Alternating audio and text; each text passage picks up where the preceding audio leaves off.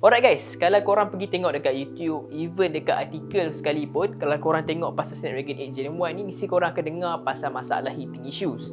Jadi untuk video hari ni, aku nak berbincangkan lah, adakah benda tu betul dalam ulasan aku tentang Xiaomi 12 ni. Jadi tak nak buang masa, jom kita mulakan video ni. Let's go. Seperti biasa, tiap-tiap tahun Xiaomi akan mengeluarkanlah telefon flagship mereka. Untuk tahun ni mereka mengeluarkan dua model, iaitu Xiaomi 12 dan Xiaomi 12 Pro. Kedua-dua telefon ni menggunakan chipset flagship dari Qualcomm, iaitu Snapdragon 8 Gen 1. Dari segi spesifikasi Snapdragon 8 Gen 1, ia mempunyai 8 core, iaitu 1 Cortex X2 dengan 3 GHz clock speed, 3 Cortex A710 dengan 2.5 GHz clock speed, dan last sekali 4 Cortex A510 dengan 1.8 GHz clock speed. Untuk GPU pula ia menggunakan Adreno 730. Jadi dari segi spesifikasi Snapdragon 8 Gen 1 tahun ni memang top of the line lah dari segi apa yang ditawarkan tu. Tetapi banyak berita yang mengatakan bahawa chipset ni cepat panas. Adakah benda tu betul? Dari segi apa yang aku test menggunakan Xiaomi 12 ni, isu panas tu memang ada.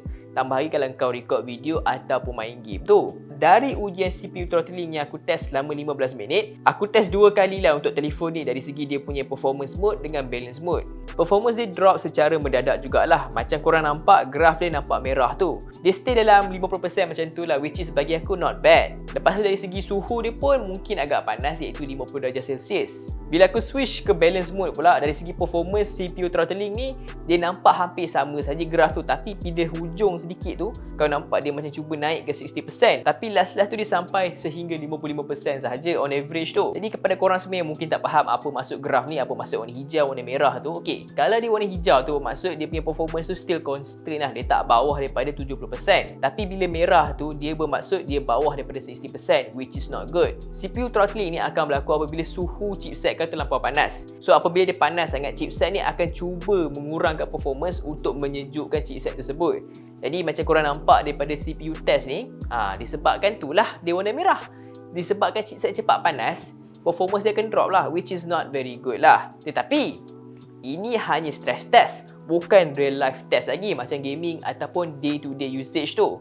Daripada day to day usage aku tak pernah rasa panas phone ni. Walaupun kau menggunakan fast charging, telefon ni tak adalah panas sangat. Dia macam on average lah bila kau guna fast charging tu.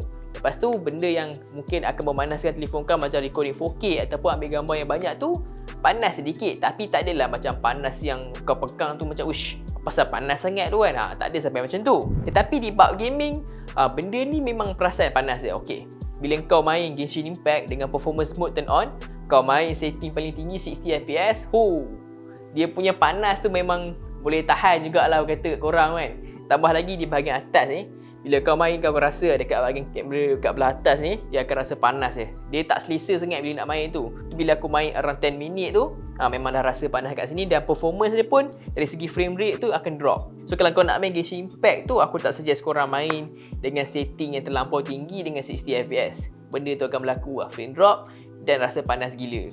Untuk Apex Legends pula, game yang baru yang aku suka main sekarang ni, memang sonok gila. Dia isu panas ada juga, tapi dia tak terlampau panas sangat lah. Dia macam seperti phone-phone lain jugalah panas tu bila kau main max setting. Jadi apa yang aku perasan kat sini, masalah yang Genshin Impact sajalah dia terlampau panas. Aku tak tahu kenapa. Tapi bagi aku, Apex Legends tak ada masalah besar sangat lah. Memanglah panas, tapi most of the time tu kau tak akan main setting tinggi macam aku main ni. Sebab kau nak main game fast pace, takkan kau nak frame drop kan? Of course tidak kan. So main setting yang tengah-tengah dengan frame rate yang paling tinggi.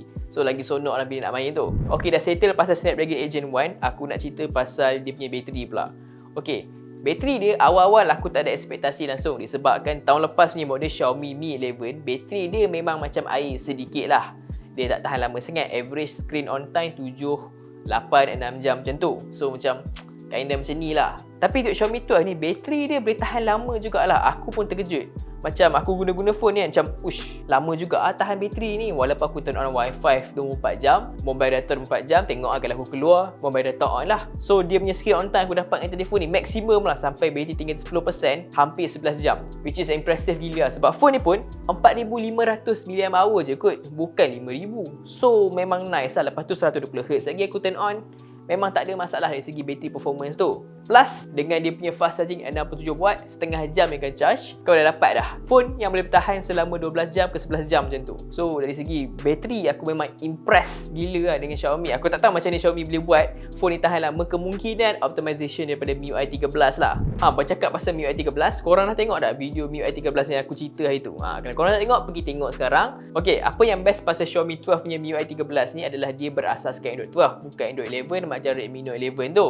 Tapi bagi aku, fungsi-fungsi Android 12 banyak tak ada kat phone ni, macam aku dah cakap dalam video MIUI 13 aku tu. So, fungsi MIUI 13 yang aku suka adalah macam aku cakap tadi, dia punya balance mode tu di mana kau boleh tukar ke performance, battery saver ataupun balance. So, kau punya battery life tu lebih tahan lama lah sebab kau boleh kawal kau punya CPU performance tu. Yang kedua pula adalah sidebar. Sidebar ni mungkin korang tak rasa useful sangat, tapi bila kau nak guna semasa nak buka TikTok ke, nak buka Dolby Atmos ke nak screenshot ke nak screen record, kau swipe ke tepi je, tak ada masalah, kau buatlah apa nak buat kat situ kan. So, dia lebih memudahkan lah kerja kita tu. Untuk skrin pula, Xiaomi 12 menggunakan skrin berukuran 6.28 inci jenis AMOLED dengan 120Hz refresh rate. Ia menggunakan resolusi 1080p sahaja. Selain itu juga, dia ada penyokongan untuk Dolby Vision, 1 billion color dan ada perlindungan Corning Gorilla Glass Victus. Aku ada baca jugalah komen-komen pasal Xiaomi 12 ni display ni, banyak orang komplain sebab model tahun lepas dia menggunakan skrin Quad HD.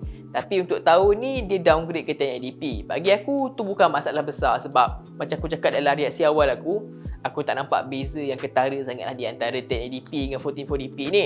Bila korang nampak tu benda bagus lah, macam aku tak nampak. Tapi aku tak kisah sangat pasal benda tu sebab aku suka Xiaomi. Walaupun dia orang drop resolution, dia orang drop sekali size screen.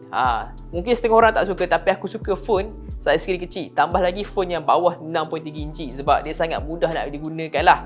Tambah lagi, kalau kau nak guna satu tangan, tak ada masalah. Kalau compare dengan phone yang besar macam 6.7, 6.8, memang nazar nak gunalah. Tambah lagi dengan satu tangan, melainkan tangan kau besar lah. Tapi benda yang aku tak suka pasal screen phone ni adalah dia punya fingerprint sensor.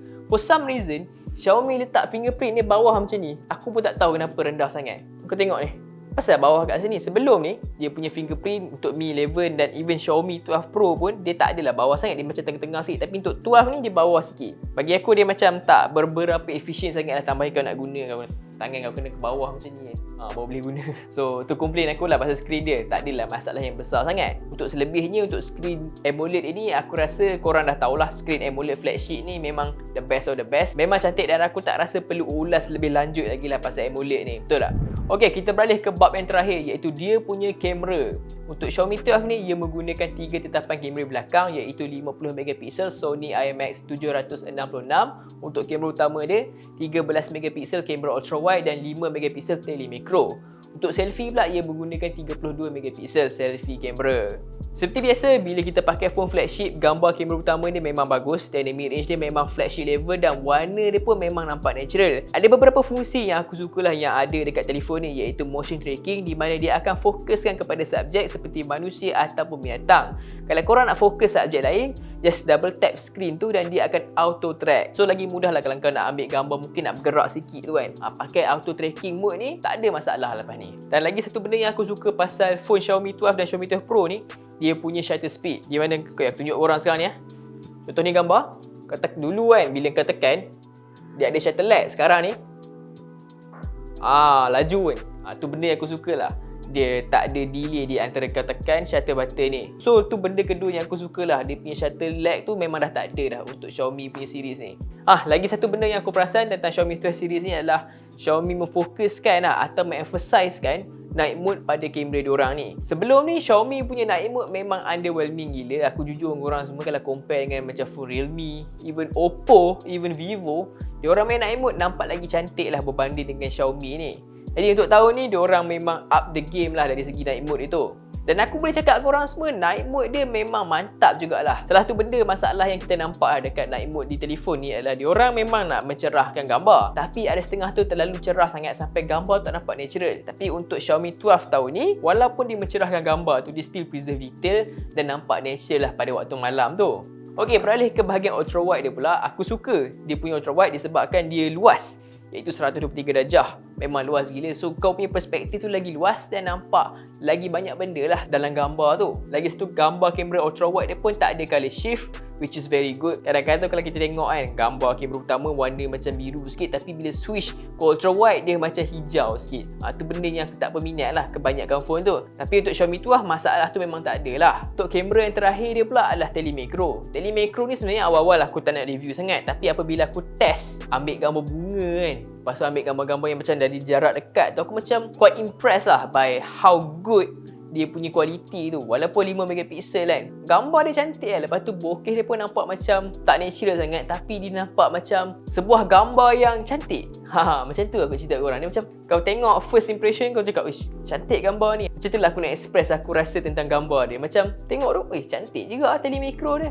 Tapi most of the time kau akan guna berapa kali lah. So at the end of the day kau takkan guna sangat telemacro ni, walaupun fungsi dia agak menarik juga. Last sekali untuk dia punya selfie 32 megapiksel, aku just straightforward korang semua. Gambar dia cantik, memang details, tapi kulit aku tu nampak putih sangat.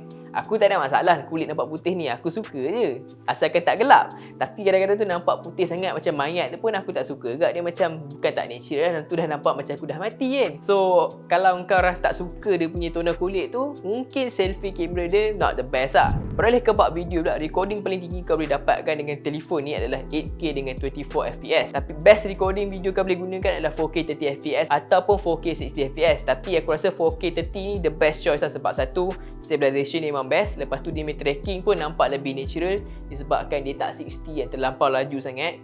So 4K 30 the best way to go lah. Dan aku terlupa nak mention, video dia memang stable gila. Aku tengok video ni walaupun aku jalan laju, dia nampak macam stable je. Aku tak turn on tau stabilization mode ke apa. Aku pakai record biasa sahaja. So untuk video dia aku bagi 9/10 lah, sebab nice stabilization.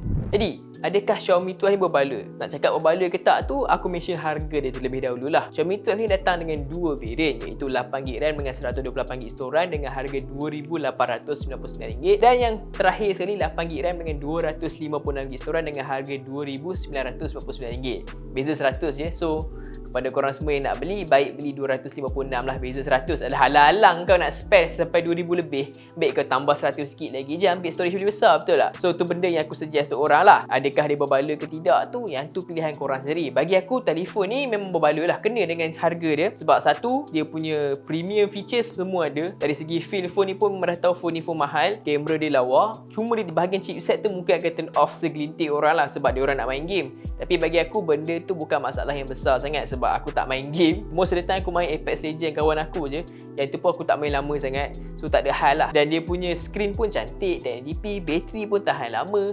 Mungkin MIUI 13 tu orang tak berapa minat sangat, sebab entahlah Xiaomi MIUI kan sentiasa ada masalah. Tapi sepanjang seminggu aku guna telefon ni, aku tak nampak mana-mana masalah lagi lah. Which is bagi aku benda yang positif lah untuk telefon Xiaomi ni. Disebabkan selalunya bila kita guna seminggu pun dah nampak ada masalah kan. Tapi sepanjang seminggu guna ni, tak ada masalah apa-apa lagi. Jadi adakah korang patut beli telefon ni?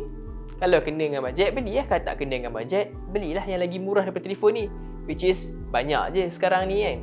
So itu saja untuk video kali ni. Kita jumpa video akan datang. Assalamualaikum. Aku Imran. Bye bye.